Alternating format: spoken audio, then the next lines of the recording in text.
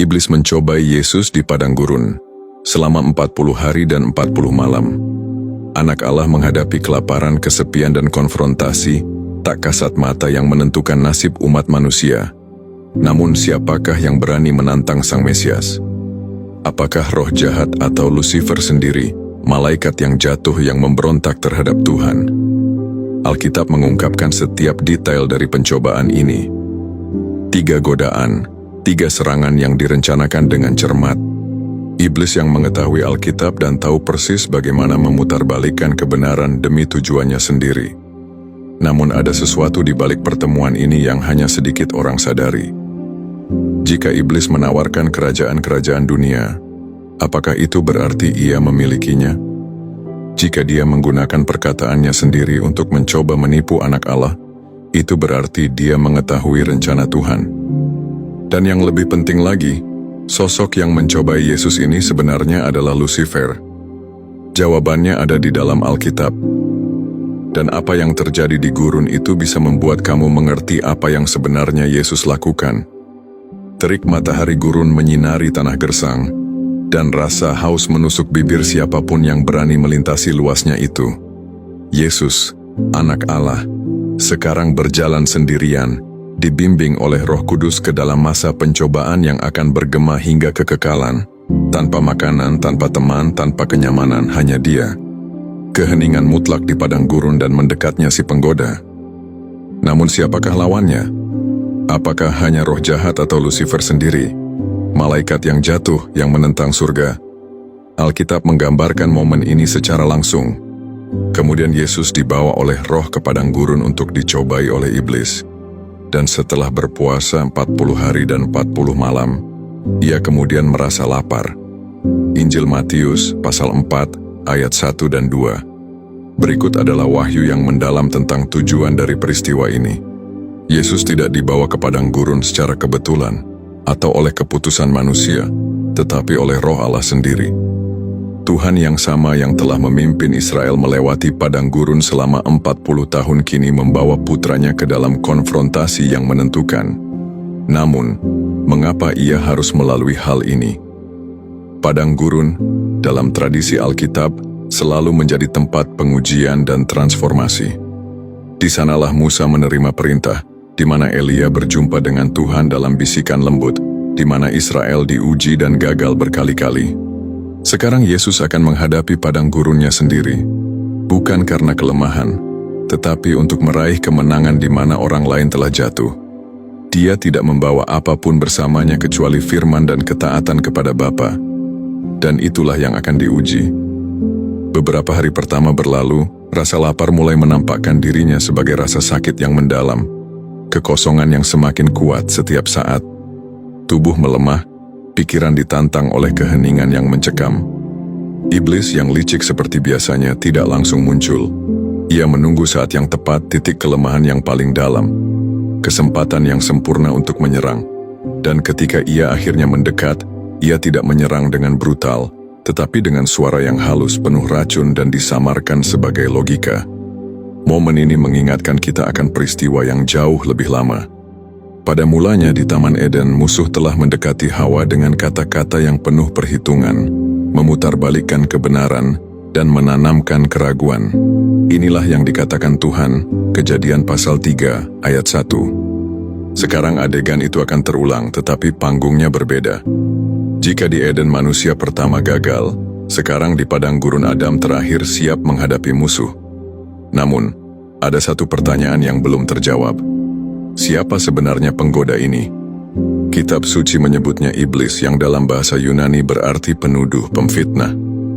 Tetapi mungkinkah dia adalah Lucifer sendiri, malaikat yang jatuh karena kesombongannya? Apakah ada perbedaan antara setan dan Lucifer? Atau apakah mereka hanya gelar yang berbeda untuk makhluk yang sama? Jawaban itu akan segera diungkapkan ketika peperangan rohani di padang gurun semakin intensif. Setan, iblis atau Lucifer, asal muasal musuh. Penggoda sudah mendekat. Ia tidak datang dengan rantai, belenggu, atau bayangan yang menakutkan, tetapi dengan kata-kata. Serangannya tidak bersifat fisik, tetapi mental dan spiritual. Yesus hendak menghadapi orang yang telah menentang kehendak Tuhan sejak awal. Tetapi siapakah sebenarnya makhluk ini? Kitab suci menyebutnya iblis dari bahasa Yunani diabolos, yang berarti penuduh, pemfitnah, dan dari kata setan, dari bahasa Ibrani satan, yang berarti musuh. Tetapi banyak orang bertanya pada diri sendiri, apakah iblis yang muncul di padang gurun ini adalah yang sama yang kita sebut Lucifer? Apakah ada perbedaan antara gelar-gelar tersebut? Atau apakah kita berbicara tentang makhluk yang sama? Asal mula pertanyaan ini terletak pada bagian-bagian perjanjian lama yang selama berabad-abad dikaitkan dengan kejatuhan musuh. Kitab Nabi Yesaya mencatat, "Wah, engkau sudah jatuh dari langit, hai Lucifer, putra Fajar. Wah, engkau sudah ditebas dan jatuh ke bumi, hai yang mengalahkan bangsa-bangsa." Yesaya pasal 14 ayat 12. Ungkapan bintang pagi berasal dari bahasa Latin Lucifer yang artinya pembawa cahaya. Banyak ahli berpendapat bahwa konteks ayat ini berbicara tentang Raja Babel dan kesombongannya di hadapan Tuhan. Akan tetapi bahasa yang digunakan lebih dari sekadar penguasa duniawi. Bahasa itu mengisyaratkan kejatuhan kosmik, makhluk agung yang berusaha meninggikan dirinya di atas Sang Pencipta sendiri. Yehezkiel memperkuat pandangan ini dengan menggambarkan malaikat yang diurapi yang diusir dari hadirat Allah. Engkau adalah meterai kesempurnaan penuh hikmat dan sempurna dalam keindahan. Engkau sempurna dalam jalan-jalanmu sejak hari penciptaanmu, sampai kejahatan ditemukan dalam dirimu. Yehezkiel, pasal 28, ayat 12-15. Teks-teks ini, meskipun awalnya merujuk pada raja-raja duniawi, memiliki kemiripan dengan kejatuhan makhluk malaikat. Yesus sendiri menyatakan, "Aku melihat setan jatuh seperti kilat dari langit." Injil Lukas, pasal 10 ayat 18. Namun hal ini membawa kita pada pertanyaan lain. Lucifer yang jatuh ini adalah setan yang sama yang kini muncul menggoda Yesus di padang gurun. Jawabannya mungkin terletak pada perkembangan pemberontakan makhluk ini sendiri. Lucifer, pembawa terang, adalah makhluk yang ditinggikan di antara bala tentara surgawi. Namun karena ingin merebut takhta Allah, setan menjadi musuh. Sejak saat itu, perannya berubah menjadi penuduh dan penipu manusia. Kitab Ayub memberi kita wawasan tentang hal ini. Dan pada suatu hari ketika anak-anak Allah datang menghadap Tuhan, dan setan juga datang di antara mereka.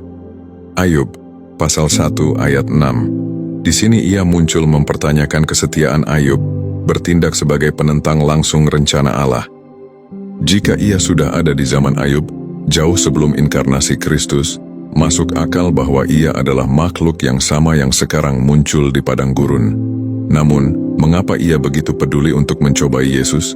Jawabannya sederhana dan menakutkan. Sejak di Eden ia tahu bahwa keturunan perempuan itu akan meremukkan kepalanya. Kejadian pasal 3 ayat 15.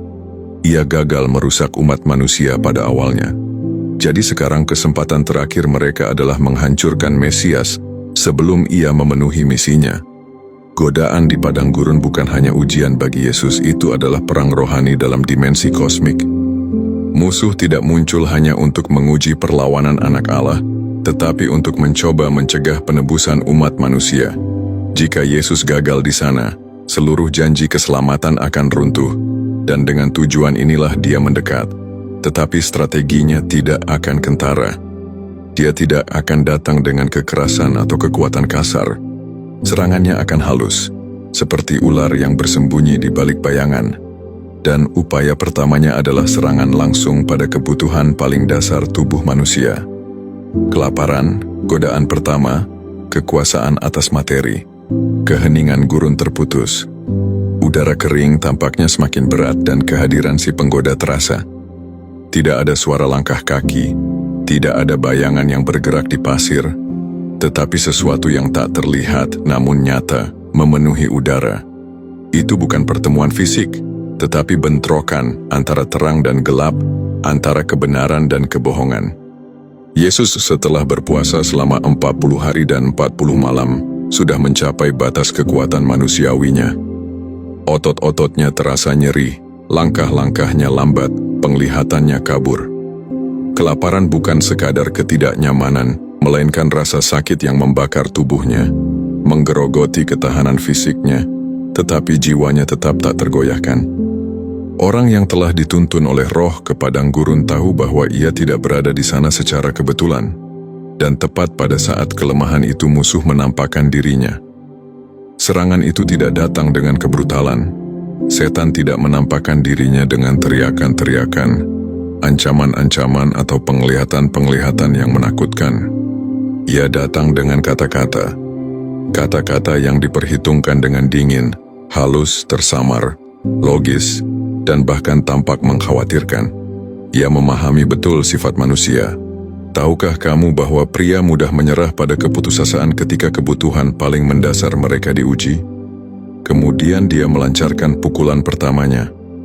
Jika engkau anak Allah, perintahkanlah batu-batu ini menjadi roti.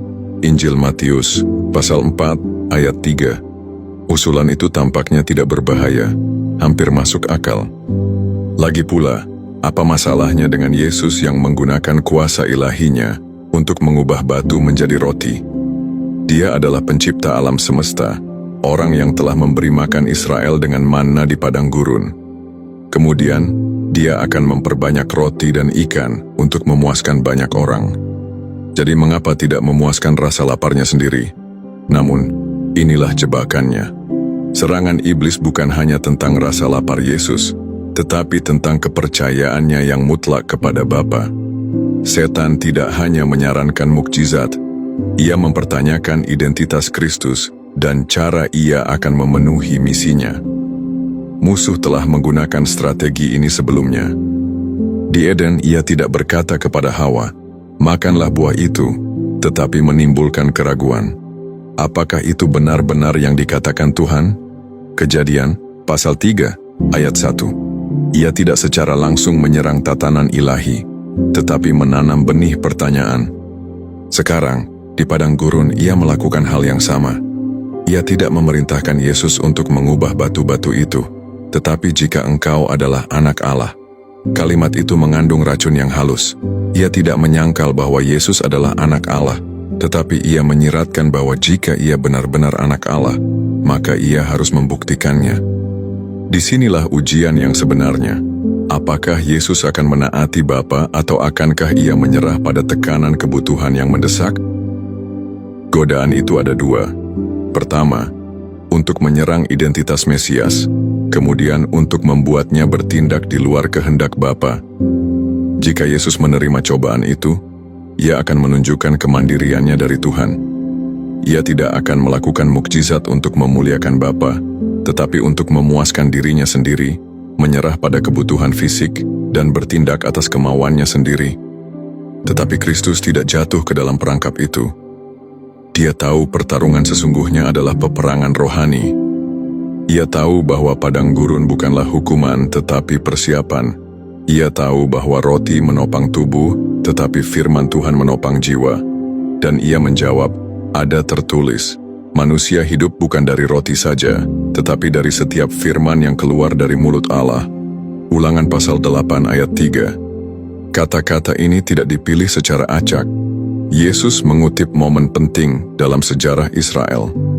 Selama 40 tahun di padang gurun, Allah memelihara umatnya dengan manna, roti yang tidak berasal dari tangan manusia, melainkan dari surga.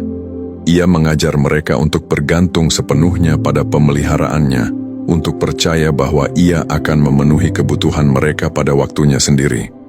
Akan tetapi banyak orang dalam ketidaksabaran mereka bersungut-sungut terhadap Allah dan jatuh ke dalam ketidaktaatan. Akan tetapi Yesus tidak akan melakukan kesalahan itu. Ia tidak berada di padang gurun untuk menentang kehendak Allah, melainkan untuk tunduk sepenuhnya kepada kehendaknya. Ia tidak perlu membuktikan apapun kepada iblis. Identitasnya sebagai anak Allah tidak bergantung pada mukjizat yang nyata.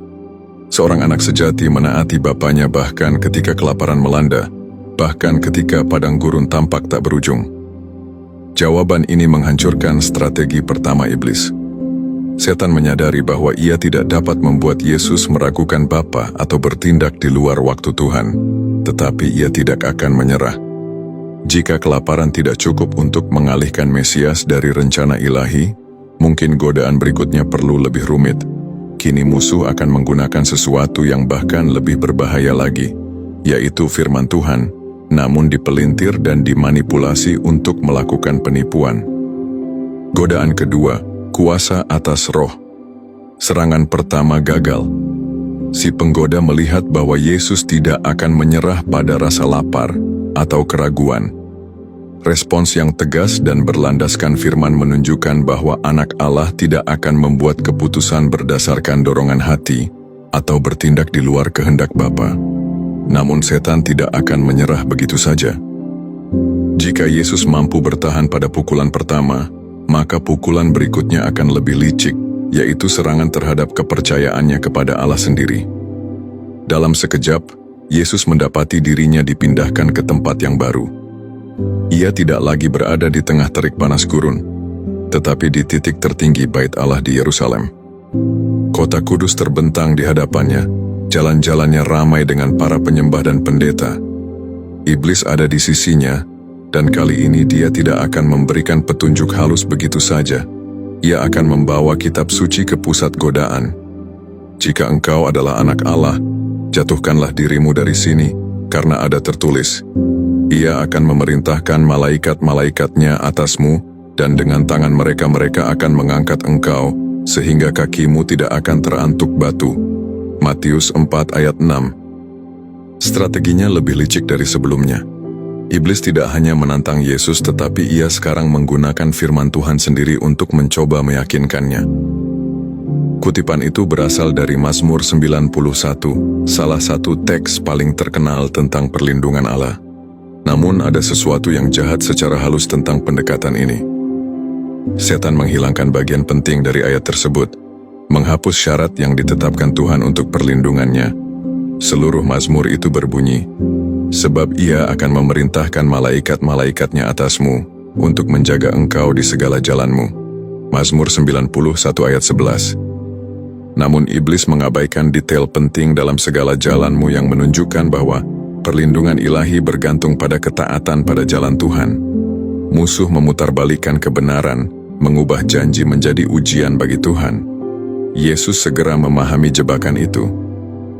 Jika dia melompat, dia akan menunjukkan iman yang gegabah, menuntut mukjizat daripada percaya pada kedaulatan Bapa.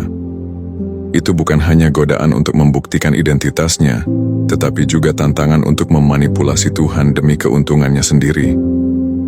Godaan di sini sangat halus, memaksa Tuhan untuk bertindak sesuai keinginan manusia, daripada dengan rendah hati tunduk pada rencananya yang sempurna.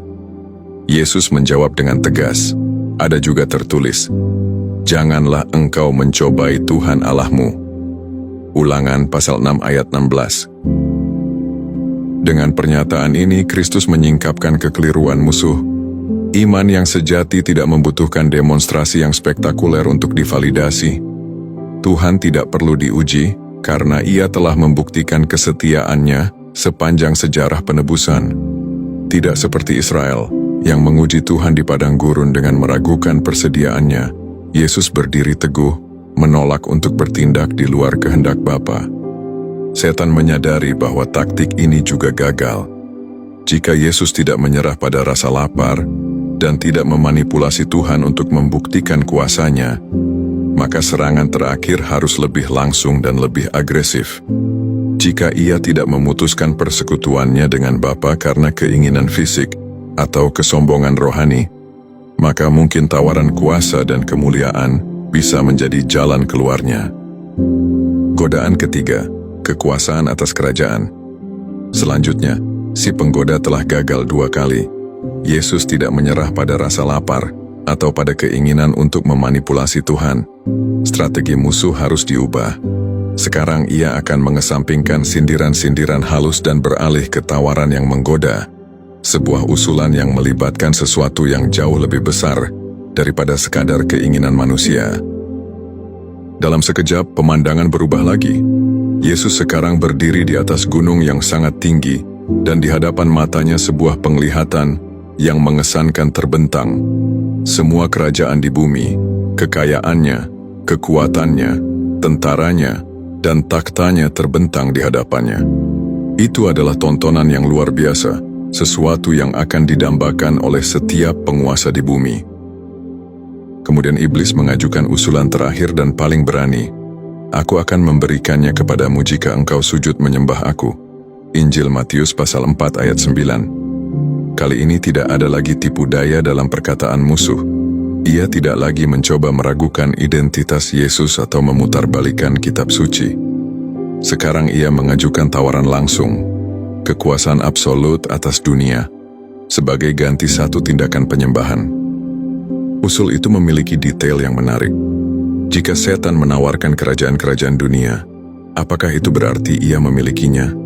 Dalam arti tertentu, ya, Alkitab menyebutnya sebagai penguasa dunia ini. Injil Yohanes 12 ayat 31. Dan Allah zaman ini. 2 Korintus 4 ayat 4. Sejak kejatuhan manusia, ia telah berkuasa atas sistem-sistem dunia, memengaruhi pemerintahan, memanipulasi bangsa-bangsa, dan membutakan mereka yang menolak kebenaran. Namun, ada sesuatu yang lebih dalam godaan ini. Setan menawarkan jalan pintas kepada Yesus. Misi Mesias adalah untuk selalu memerintah atas seluruh bumi, tetapi jalan yang ditetapkan oleh Bapa melewati penderitaan, salib, dan penghinaan. Sekarang iblis mengusulkan jalan alternatif.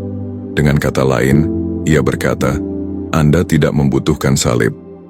Anda dapat memiliki semuanya sekarang tanpa rasa sakit, tanpa pengorbanan. Tindakan penyembahan sudah cukup. Jika Yesus menerimanya, dia akan mengkompromikan keseluruhan rencana penebusan. Ia bisa saja memerintah bumi, tetapi ia akan tunduk di hadapan musuh, menjadi penguasa yang tunduk kepada setan. Harganya tidak akan terbayangkan. Kerajaan tanpa keselamatan, otoritas tanpa penebusan, pemerintahan tanpa tujuan kekal Allah. Respon Yesus adalah yang paling kuat. Ia tidak hanya menolak tawaran itu, tetapi juga memerintahkan iblis untuk pergi. Enyahlah daripadaku, iblis, sebab ada tertulis, engkau harus menyembah Tuhan, Allahmu, dan hanya kepada Dia sajalah engkau harus berbakti. Ulangan 6 ayat 13. Dengan pernyataan ini, Yesus menegaskan kembali bahwa kemuliaan dan kekuasaan hanya milik Allah. Tidak ada jalan pintas menuju tujuan ilahi. Kerajaan Kristus akan datang, tetapi bukan melalui persetujuan iblis. Kerajaan itu akan datang melalui jalan pengorbanan di kayu salib, melalui ketaatan yang sempurna kepada Bapa. Menghadapi jawaban ini, iblis tidak punya pilihan lain. Ia mundur karena kalah, tetapi kepergiannya bukanlah akhir. Seperti yang dicatat dalam Injil Lukas, ia meninggalkannya untuk beberapa waktu. Injil Lukas 4 ayat 13. Musuh akan menunggu kesempatan lain, saat lain untuk mencoba mengalihkan Mesias dari misinya. Godaan telah berakhir, tetapi pergumulan antara kerajaan kegelapan dan anak Allah masih jauh dari selesai. Gurun kembali sunyi, iblis telah pergi, dikalahkan tetapi tidak dihancurkan. Serangan terhadap Yesus telah gagal dan sekarang para malaikat datang untuk melayaninya, membawa kelegaan setelah 40 hari kelaparan dan pencobaan. Jika dia tidak dapat menjatuhkannya melalui keinginan fisik, kesombongan atau ambisi, dia akan mencari cara lain untuk mengalihkannya dari misinya, dan dia tidak perlu menunggu lama. Sejak hari-hari awal pelayanan Yesus, musuh menemukan celah untuk mencoba bertindak. Pada salah satu kesempatan yang paling mencolok ketika Yesus menyatakan kepada para murid bahwa ia perlu menderita, ditolak dan dibunuh, Petrus segera menentangnya. Tuhan, kasihanilah dirimu sendiri, ini tidak akan pernah terjadi padamu. Injil Matius 16 ayat 22. Respon Yesus tajam.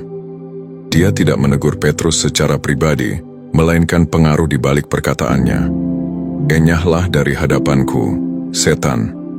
Engkau suatu batu sandungan bagiku, karena engkau tidak mengerti hal-hal dari Allah, tetapi hanya hal-hal manusia. Injil Matius pasal 16 ayat 23. Di sini kita melihat sebuah pola. Si penggoda yang sama yang menawarkan kerajaan dunia di padang gurun sekarang, menyatakan dirinya di mulut seorang murid yang dikasihi, mencoba menarik Yesus menjauh dari salib. Musuh tidak pernah menyerang dengan cara yang jelas. Ia menyusup, berbisik-bisik kepada orang-orang di sekitarnya, mencoba menanamkan keraguan dan menawarkan jalan yang tampaknya lebih mudah. Dan strateginya tidak berhenti di situ. Sepanjang pelayanan Yesus, iblis bekerja di balik layar. Ia memengaruhi para pemimpin agama, menghasut orang banyak, memanipulasi hati yang mengeras terhadap kebenaran, tetapi gerakannya yang terbesar belum terjadi. Pada malam Yesus dikhianati, Injil memberi kita perincian yang mengerikan. Tetapi setan masuk ke dalam Yudas yang bermarga Iskariot, salah satu dari 12 rasul. Injil Lukas 22 ayat 3. Di sini musuh tidak lagi memberi isyarat, tidak lagi berbisik-bisik. Dia menguasai hati yang cenderung berkhianat dan mengarahkan kejadian-kejadian yang mengarah pada penyaliban.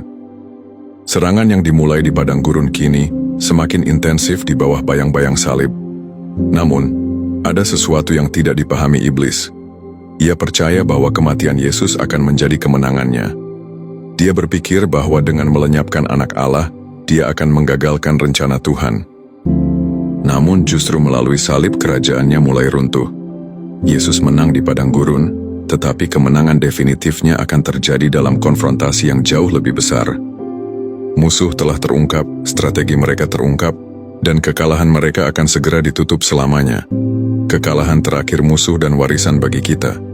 Konfrontasi di padang gurun hanyalah bentrokan pertama. Setan mencoba mengalihkan Yesus dari jalannya, tetapi ia gagal.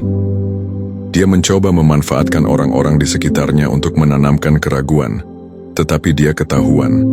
Jadi, ia memiliki satu kartu terakhir yang tersisa, menghancurkan anak Allah melalui salib, pengkhianatan Yudas, pemenjaraan yang tidak adil, penghinaan, mahkota duri. Iblis tampaknya menang. Anak Allah ditolak oleh orang-orang yang ingin diselamatkannya.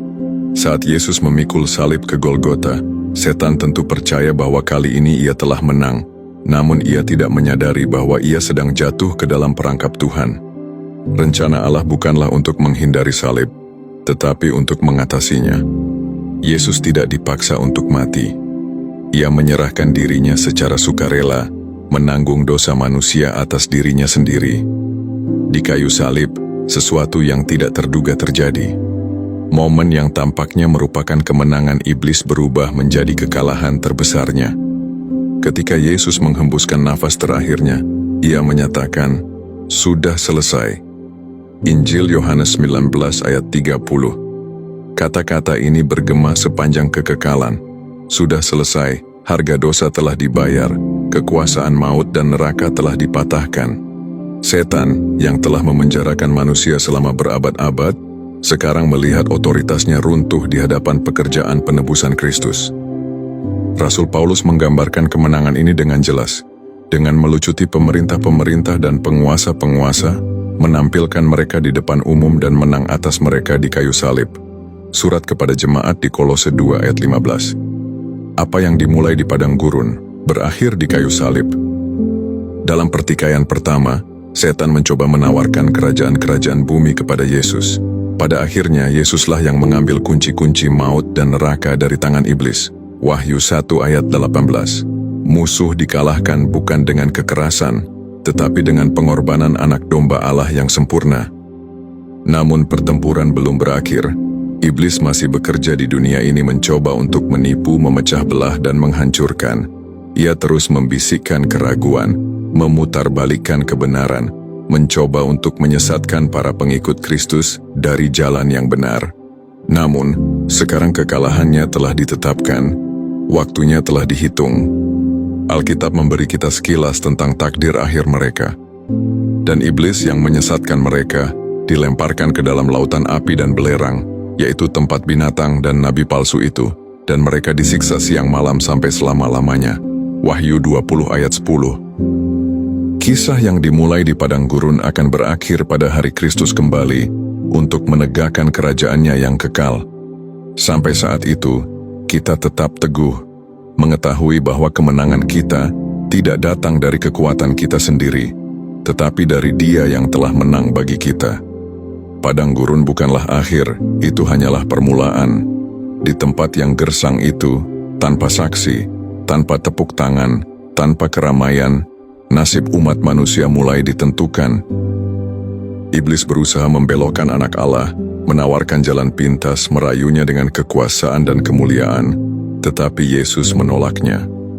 Ia tidak hanya mengalahkan godaan, ia menyingkapkan kelemahan musuh dan menunjukkan bahwa kemenangan sejati bukanlah di kerajaan dunia ini, tetapi dalam ketaatan yang tak tergoyahkan kepada Bapa.